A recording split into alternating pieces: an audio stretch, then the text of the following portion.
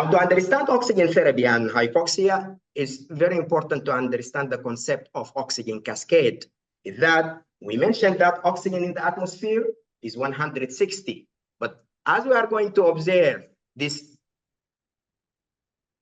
partial pressure of oxygen is going to drop while we are going down to the alveoli up to the mitochondria, where it might reach 5 millimeter mercury.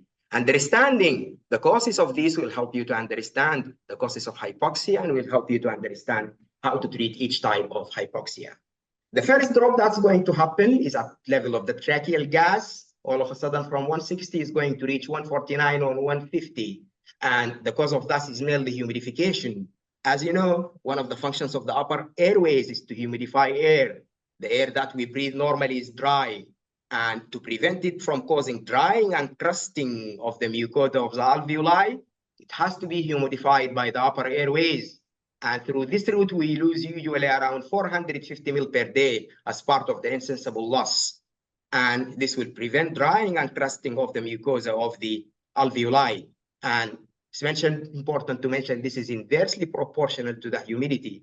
The lower the humidity, the higher the loss, and that's why you will have even drying of your upper mucous membranes if the humidity is low during winter, and this has got a strong relation to upper respiratory tract infections.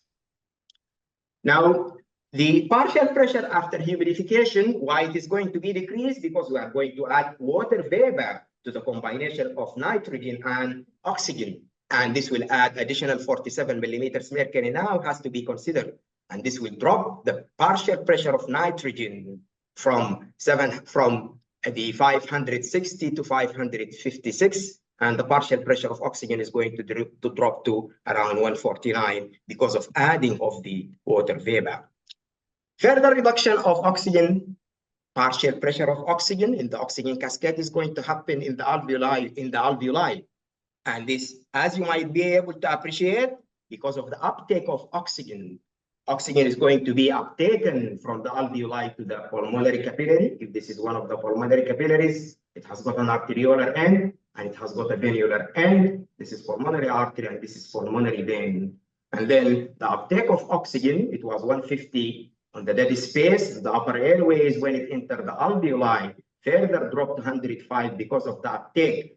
Moreover, carbon dioxide tend to move the opposite direction, and it will have a partial pressure in the alveoli of around 40 millimeters of mercury, and this will further dilute oxygen.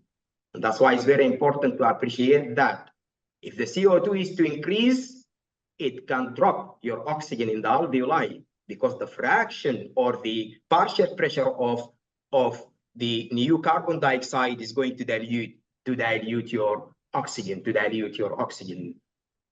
Now, this also has something to do with the respiratory quotient, because yes, oxygen will move this direction and carbon dioxide will move the opposite direction. And the relationship between the carbon dioxide that is produced and the oxygen that is consumed is what we call respiratory quotient.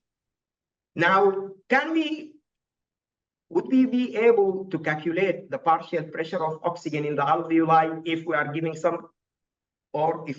anyone some oxygen? The answer is yes, by using what we call the alveolar gas equation.